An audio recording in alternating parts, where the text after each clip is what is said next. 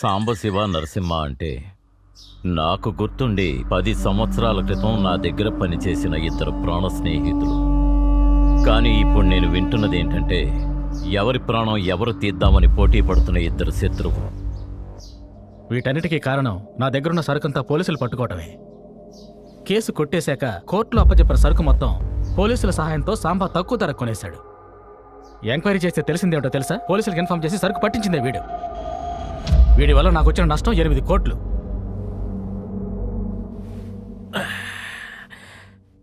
జరిగింది ఏంటంటే కొన్ని రోజులకు ముందు డిపార్ట్మెంట్లో ఉన్న ఒక వ్యక్తి వచ్చి మేము పట్టుకున్న ఒకళ్ళ సరుకు కోర్టు కాల్ చేయమంటోంది, నీకు కావాలా అని అడిగాడు. మార్కెట్ రేట్ కంటే తక్కువగా వస్తుందని నేను తీసుకున్నానన్నా. అంతేగాని నరసింహ సరుకని ప్లాన్ చేసి అయితే కొనలేదన్నా. నువ్వు కొన్నది నరసింహ సరుకుని ఇప్పుడు తెలిసింది కదా, అతనికి ఇవ్వాల్సింది ఇచ్చేసాయి.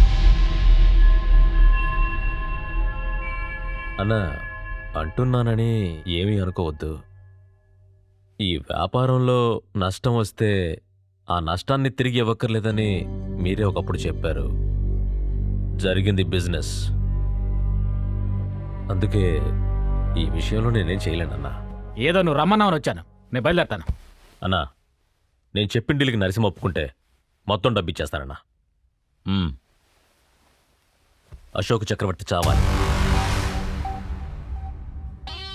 దీనికి నువ్వు ఒప్పుకుంటే నీ సరుకు డబ్బులు మాత్రమే కాదు, మన మధ్యనున్న గొడవలన్నీ కూడా నేను ఇక్కడే మర్చిపోతాను. ఏమంటావు? ఎవరు అశోక చక్రవర్తి? అతను జైల్లో ఉన్నప్పుడు పరిచయం. ఇప్పుడు నువ్వు అతన్ని మధ్యలోకి ఎందుకు తీసుకొస్తున్నావు నాకు అర్థం కావటం లేదు. ఆ రోజు వాడు మందు దాకా కారు నడిపాడు. అతనే కారు నడిపాడని నీకెవరు చెప్పారు? వాడే చెప్పాడు. నాతో ఏం చెప్పాడో తెలుసా? నాకు యాక్సిడెంట్కి ఏ సంబంధం లేదు, నేను డబ్బు కోసమే వచ్చాను, నేను కారు నడిపానని ఒప్పుకుంటే డబ్బులు ఇస్తామన్నారు, అందుకే ఒప్పుకొని లోపలికి వచ్చానన్నాడు అన్న. ఇంకో విషయం చెప్పనా? ఆ రోజు జైల్లో ఆడు నాతో ఏమన్నాడో తెలుసా? డబ్బులు ఇస్తే నిన్నైనా లేపేస్తానన్నాడు. వాడు డబ్బు ఎక్కువ డిమాండ్ చేశాడు కాబట్టి నేను ఒప్పుకోలేదు. ఒకవేళ నేను ఒప్పుకుని ఉంటే నువ్వు ఇక్కడ కూర్చునేవాడివి కాదు. అంతేకాదు, వాడు నా మీద చెయ్యేశాడు. వాడు చావాలి. మీరిద్దరూ చెప్తున్న దాన్ని బట్టి చూస్తుంటే ఆ వ్యక్తి అంత నమ్మకస్తుడు కాదేమో అనిపిస్తోంది. ఇలాంటి వాళ్ళని పక్కన పెట్టుకుంటే మనం యముణ్ణి పక్కన పెట్టుకుని తిరుగుతున్నట్టే. సాంబ చెప్పిన డీల్కి నువ్వు ఒప్పుకోవచ్చు. నువ్వు తెలివైన వాడివైతే దానికి ఒప్పుకుంటావు.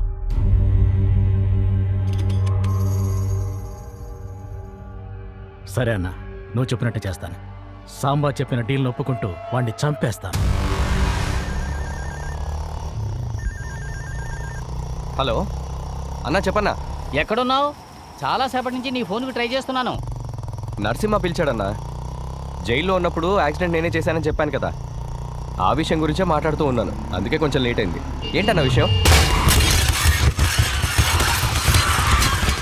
హలో హలో,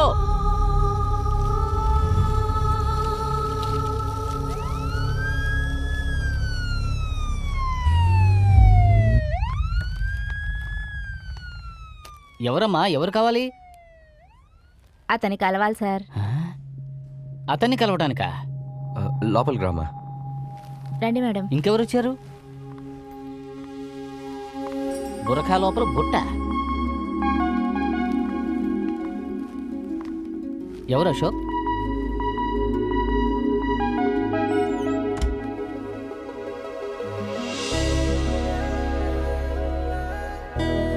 ఏంటి పళ్ళు పిలుస్తున్నావు? కూర్చోండి. నేను మీకు సారీ చెప్దామని వచ్చాను. నిన్న కారు మీరేనా నడిపింది? అదన్నమాట విషయం. ఏదో కాలు తొక్కినట్టు సింపుల్ గా సారీ చెప్పేస్తున్నావు. కాలు ఇరిగింది చూడు అక్కడ. నిన్ను క్షమించడానికి మేము నీ సినిమా ప్రొడ్యూసర్లం కాదు. అన్నా ఊరుకో అన్నా. మధ్యలోకి రాకు. ఇంకా ఇక్కడ మాట్లాడి ఏ ప్రయోజనం లేదు. ఆల్రెడీ మేము పోలీస్ కంప్లైంట్ ఇచ్చేసాం. ఏమైనా ఉంటే అక్కడ మాట్లాడుకో. ప్లీజ్ సార్, నా దగ్గర 4 వీలర్ లైసెన్స్ లేదు.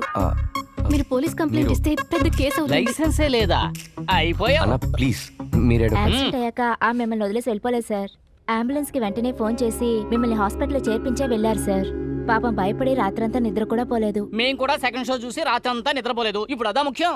పెద్ద మదర్ తెరిసేలాగా తీసుకొచ్చి హాస్పిటల్లో చేర్చావు. మరి హాస్పిటల్ బిల్లు ఎవరు కడతారంట? అన్నా మీరు కాసేపు మాట్లాడకండి అన్న. మీరేడవకండి ప్లీజ్. ఇందులో ₹1,00,000 రాశాను. హాస్పిటల్ బిల్ కూడా నేనే కట్టేస్తాను. ఎందుకు ఇవన్నీ? సరే, తమ్ముడు కొన్ని రోజులు పనిలోకి వెళ్ళాడు. దానికి ఈ చెక్కని సరిపెట్టుకుంటాం. తమ్ముడు బైక్ తుక్కు తుక్కు అయిపోయింది. మరి దాని డబ్బులు ఎప్పుడు ఇస్తావు? ఓయ్ నువ్వు బయటికి వెళ్ళరా. ఏంటి రా అన్నావా? అవును నిన్నే పోరా. ముక్కు ముఖం తెలియని ఆడపిల్ల కన్నీళ్లు పెట్టుకోగానే ఈ పెద్దన్ననే పొమ్మన్నావు కదా. వెళుతున్నా. మోకాళ్లకు తగిలిన దెబ్బ కొంచెం పైన తగిలుంటే అసలు ఈ ఏడు వినిపించేదా? మరీ తొంగి చూడకు, లోపల పడిపోతావు. అక్కడ ఏమీ లేదు. నువ్వు బయటకు పొమ్మన్న సంగతి నాకు గుర్తుందిలేవయ్యా. పళ్ళ మీ మేడం జాతీయ ఉత్తమ నటి పళ్ళు తెచ్చిందట, తినవయ్యా. అతను మాట్లాడింది మీరు పట్టించుకోకండి. యాక్సిడెంట్ జరిగాక మీరు పారిపోకుండా నన్ను హాస్పిటల్లో జాయిన్ చేశారా చాలు నాకు. నేనేం పోలీస్ స్టేషన్కి వెళ్ళను. థ్యాంక్స్. ఇది ఉంచుకోండి. మీరే చూస్తున్నారు కదా నేను బానే ఉన్నాను. హాస్పిటల్ బిల్ నేను కట్టాను అనుకోండి. అలా అనుకుని తీసుకోండి ప్లీజ్. థ్యాంక్స్. మీ పేరేంటో నాకు తెలీదు, అందుకే చెక్లో పేరు రాయలేదు. అశోక చక్రవర్తి. నా పేరు అహల్య, సినిమా పేరు అంజన.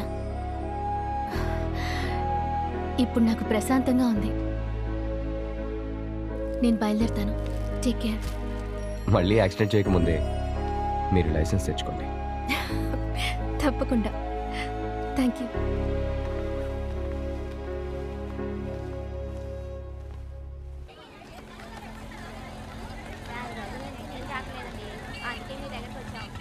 ఏంటయ్యా ఇదంతా? ఏంటి మాట్లాడుతున్నాం కదా, ఎందుకు అలా హార్న్ కొడుతున్నావు? కొంచెం దారిస్తే మేము వెళ్ళిపోతాం సార్. ఎడదు కానీ వెయిట్ చేయి. ఇక్కడ ఆపేసి సరే సార్. మేము వెళ్ళిపోతాం. ఎవరు సార్ ఆ కర్రోడు? ఈ ఏరియా కౌన్సిలర్. చేయకుండా బిందెలు తీసుకుని వెళ్ళండి, వెళ్ళండి. మళ్ళీ కొత్త సమస్యలా ఉంది. నీళ్ల సమస్య అన్న ఎప్పుడు ఉండేదే కదా.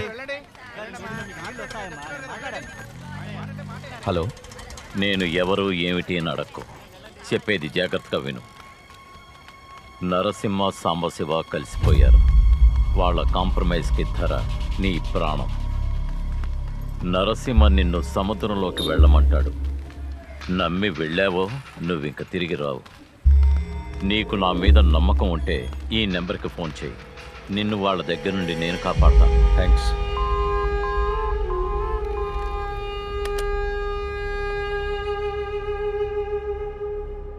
థ్యాంక్స్ అని చెప్పి ఫోన్ పెట్టేశాడయ్యా.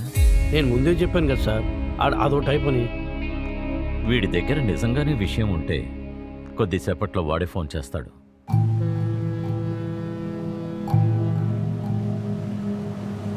ఈ ఆట అయిపోగానే ఆడి సంగతి చూద్దామా? బోట్లు చాలా తిరుగుతున్నాయి, కాసేపు ఆగుదాం. అన్నా, బోట్లన్నీ మనల్ని ఫాలో చేస్తున్నాయన్నా.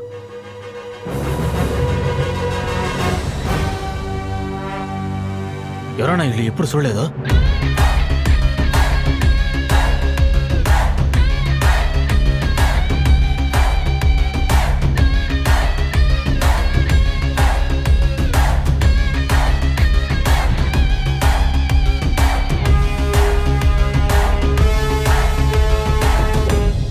నేను చెప్పినట్టు వింటే మీరు ప్రాణాలతో బయటపడతారు.